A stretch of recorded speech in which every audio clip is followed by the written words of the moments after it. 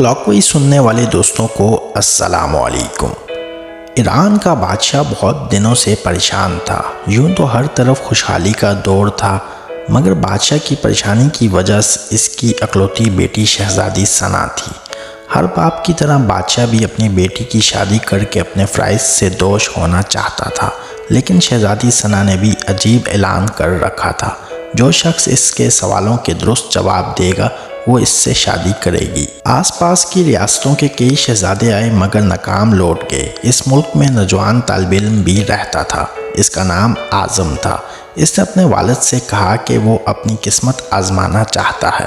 اعظم کے والد استاد تھے اور کئی برسوں سے لوگوں میں علم کی روشنی بانٹ رہے تھے۔ ملک فارس کا وزیر اعظم، بڑے بڑے درباری اور شہر کا قاضی بھی ان کا شاگرد تھا۔ باپ نے بیٹے کی خواہش دیکھی تو بولے، بیٹا اگر تو ناکام لوٹا تو تیرا کچھ نہیں جائے گا۔ لوگ کیا کہیں گے کہ ایک استاد کا بیٹا ناکام ہو گیا۔ اعظم اپنے باپ سے کہنے لگا، بابا بڑے بڑے شہزادے لوٹ گئے، اگر میں بھی ناکام ہو گیا تو کیا ہوا، یہ تو مقابلہ ہے۔ آخر باپ کو بیٹے کی ضد ماننی پڑی۔ اعظم خوشی خوشی محل کی طرف چل پڑا۔ شہر بھر میں یہ خبر جنگل کی آگ طرح پھیل گئی کہ ایک عالم کا بیٹا قسمت آزمانے محل میں چلا آیا ہے۔ مقررہ وقت پر محل لوگوں سے کھچا کچ بھرا ہوا تھا۔ بادشاہ تخت پر بیٹھا تھا، ملکہ عالیہ بھی محل میں موجود تھی۔ وزیر، امیر، درباری اور عوام الناس سب دربار میں موجود تھے۔ آخر شہزادی نے اپنا پہلا سوال کر ڈالا۔ اس نے شہادت کی انگلی فضا میں بلند کی۔ اعظم نے کچھ دیر کف کیا اور پھر شہادت والی انگلی کے ساتھ والی انگلی بھی فضا میں بلند کی۔ یہ دیکھ کر شہزادی مسکرا اٹھی اور ملکہ عالیہ بولی، شاباش اے نوجوان، تم پہلا مرحلہ کامیابی سے طے کر گئے ہو۔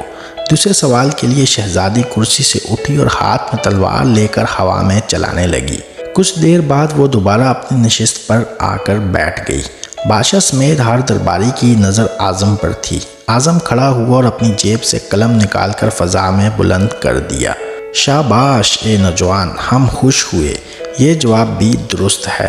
ملکہ عالیہ کی آواز دربار میں ابھری۔ اس کے ساتھ دربار مبارک ہو کی آواز سے گونج اٹھا۔ دو سوالات کیا تھے، ان کے جوابات کیا تھے؟ اب ہر شخص اس پر غور کر رہا تھا کہ شہزادی نے کیا پوچھا ہے اور اعظم نے کیا جواب دیا ہے۔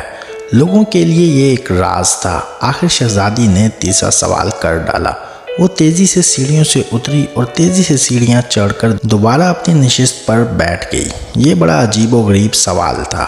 ہر طرف خاموشی تھی، لوگوں کی سانسیں رکی ہوئی تھی۔ اب تو اعظم کے ہاتھ پاؤں ٹھنڈے ہوئے جا رہے تھے۔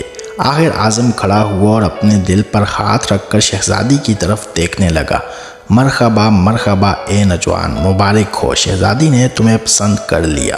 ملکہ عالیہ کی آواز کے ساتھ ہی شہزادی ثنا شرما کر محل کے اندرونی حصے میں چلے گئی اور محل مبارکباد کی آواز سے گونج اٹھا۔ لوگ خوشی سے جھوم رہے تھے۔ وہ دل ہی دل میں اللہ کا شکر ادا کر رہا تھا جس نے اسے یہ اعزاز بخشا تھا۔ بادشاہ نے اعظم سے پوچھا، اے نوجوان، ملکہ عالیہ کو تم نے مطمئن کر دیا، اب یہ بتاؤ تم سے کیا پوچھا گیا تھا اور تم نے کیا جواب دیا؟ اعظم پر اعتماد انداز میں کھڑا ہو کر بولا، بادشاہ سلامت، شہزادی نے ایک انگلی کھڑی کر کے پوچھا تھا کہ تم اللہ کو ایک مانتے ہو؟ میں نے دو انگلیاں کھڑی کر کے جواب دیا، اللہ اور اس کے رسول صلی اللہ علیہ وسلم پر میرا ایمان اٹل ہے۔ بہت خوب، ہم خوش ہوئے، بادشاہ نے مسکرا کر کہا۔ اعظم بولا، اس کے بعد شہزادی نے تلوار چلا کر پوچھا تھا کہ اس سے بڑا کوئی ہتھیار ہے؟ میں نے جواب دیا، ہاں، قلم کا وار تلوار کے وار سے زیادہ کارگر ہوتا ہے۔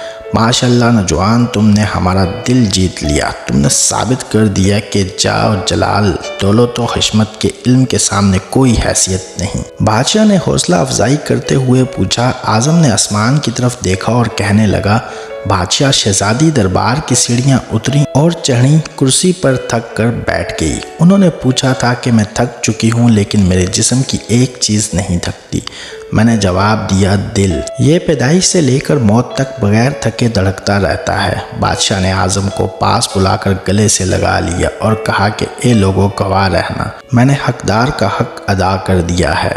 میری بیٹی ایسے شخص کی بیوی بن رہی ہے جس کے پاس علم کی دولت ہے، جسے کوئی نہیں چرا سکتا اور نہ کم کر سکتا ہے۔ بادشاہ نے اسی وقت خوشی خوشی اعظم اور شہزادی ثنا کی شادی طے کر دی۔